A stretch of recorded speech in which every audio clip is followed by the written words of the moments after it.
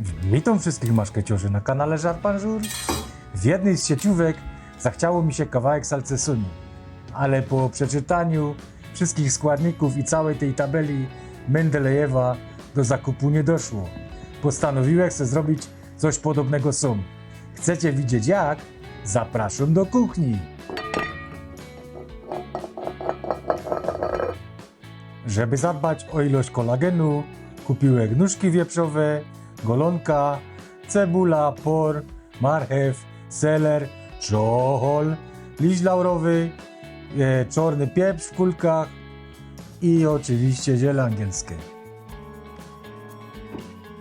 Były to całe nogi, żeby mi się mieściły lepiej do gorka. Rzeźnik w sklepie już mi je ponacinął. Po wstępnym oczyszczeniu i wypłukaniu ich umieszczamy mięso w jakimś gorku. Zalewamy teraz prawie do przykrycia zimną wodą. Tak przygotowane mięso stawiamy teraz na piecu. Gotujemy na średnim ogniu przez mniej więcej 10 minut, żeby wydobyć z tego mięsa ten taki wieprzowy zapach. Resztka szczeciny z między kopytek możecie teraz powycinać. Teraz ostatnio kontrola. Jak widzicie, tu jest jeszcze troszkę szczeciny. Możemy to teraz opolić, tak jak zrobiłem to ja, albo po prostu ogolić jakimś ostrym nożem. Śmierdzi teraz z kuchni spoloną peruką, także oszkrobiemy te spolone nożem i musimy jeszcze raz opłukać. Całość teraz zalewamy zimną wodą, stawiamy na piecu, dodajemy resztę przypraw, tak jak ziele angielskie, pieprz, liść laurowy, czochol, troszkę selera, jak do rosołu. Nie może zabraknąć pora, marchwi, no i cebuli. Mam troszkę ten garnek za mały, no ale jak się popieści, to się wszystko zmieści. Mięso gotujemy teraz do miękkości. U mnie było to 2,5 godziny. Wyławiamy teraz wszystko na talerz. Zobaczcie, mięso jest tak kruche, że już się rozpada.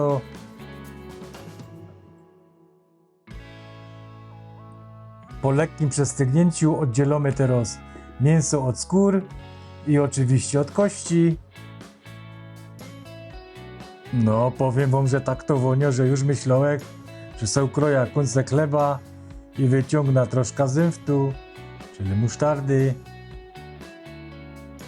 Jak macie na skórkach przerost takiego tłuszczu, to możecie to od skórek oddzielić. Tego nie będziemy używać. Jak macie pieska w domu, to się na pewno ucieszy. No chyba, że Reksio też jest na diecie. Wszystko, co wyląduje teraz w naszej salce sosonowej, musimy zważyć, żeby dobrać do tego odpowiednio ilość przypraw. Cała lista składników, ile czego z czego, macie na dole w opisie pod filmem. Do moździerza przesypuję sobie teraz czarny pieprz w całości. Odważam ząbki czosnku, bo one też są różnej wielkości.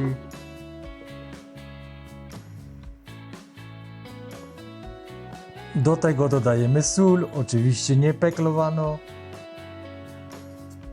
I całość teraz musimy rozgnieść na taką jednolitą masę. Jak ta salsa sonowo będzie tak smakować, jak te rozwonią, to będzie bomba. Mniej więcej tak to na koniec ma wyglądać. A my bierzemy się za pocięcie naszego farszu. Skórki kroimy pierw takie poski. Potem w poprzek na takie mniejsze wyrfle. Do wszystkich goroli, co nie rozumieją po śląsku, zrobiłem podtytuły w języku polskim, także wystarczy je załączyć. Zresztą ja po śląsku godą tak, żeby szło mniej więcej coś zrozumieć. Zobaczcie, mięsko przy krojeniu same się rozpada. Do całości dodajemy teraz wcześniej przygotowane przyprawy. Dodajemy teraz przecedzonego wywaru naszego mięsa. Dodajemy majeranek i oczywiście czosnek niedźwiedzi. Cała lista przypraw rozpiszę wam na 1 kg farszu. Całość musimy teraz porządnie wymieszać. Tu widzę, że farsz jest troszeczkę za suchy, także dolejemy jeszcze troszeczkę wywaru. Ilość tego wywaru też wam rozpiszę na kilogram farszu. Tak przygotowany farsz odstawiamy teraz na bok i będziemy musieli przygotować nasze osłonki. Możecie zrobić sobie to w jakichś krauzach. Ja kupił takie osłonki z folii termokurczliwej i przy średnicy 73 mm będziecie potrzebować na kilo farszu mniej więcej 40 do 50 cm naszej osłonki. Osłonki po ucięciu moczymy teraz minimum 15 minut w letniej wodzie, a tu żeby mi się osłonki lepiej nabijały, zrobiłem sobie taki trichter, lejek z plastikowej flaszki. Po namoczeniu się osłonek trzeba je teraz z jednej strony zawiązać. Ja przygotował sobie taką pętelka, sznurka wędzarniczego. On jest odporny na temperaturę, no i oczywiście dość mocny. Przekładamy teraz końcówki przez pętla, zaciągamy dość mocno. Trzeba zabezpieczyć teraz z drugiej strony węzłem, a najlepiej 2 i to nim oprawa puścić. Pamiętajcie, że salceson w środku troszkę napęcznieje pierw i może być tak, że jak będziecie mieli słabo zawiązane, to wam po prostu wszystko wypłynie do wody przy parzeniu. Teraz przeciągamy nasza osłonka przez lejek. Powiem wam niby nic, ale bardzo pomagało to w nabijaniu. Stabilnie trzymie się go w ręce. No i farsz nakładamy teraz łyżką. Pociskamy troszkę mniejszą. Za każdym razem ubiją teraz farsz, żeby wydobyć z niego resztki powietrza. O, tu jeszcze idzie wymasować, jak widzicie, że powietrze się nazbierało. Farsz zabezpieczyłem sobie teraz taką klamrą, żeby mi nie wypłynął.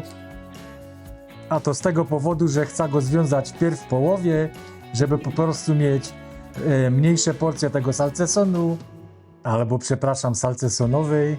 I tak przygotowane kulki musimy sparzyć teraz w gorącej wodzie. Do zagotowanej wody wrzucamy teraz nasze kulki. Tu musicie uważać, żeby się nie poparzyć. Zaś mam za mały garnek, ja wiem.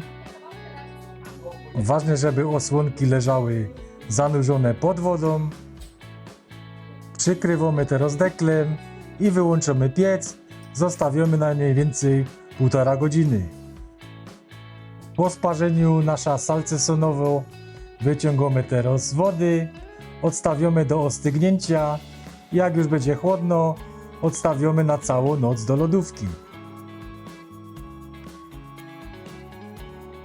A to już kadry nagrane wczesnym rankiem. Nie może się obejść oczywiście bez kontroli jakości. Nacinamy teraz nasza salcesonowo.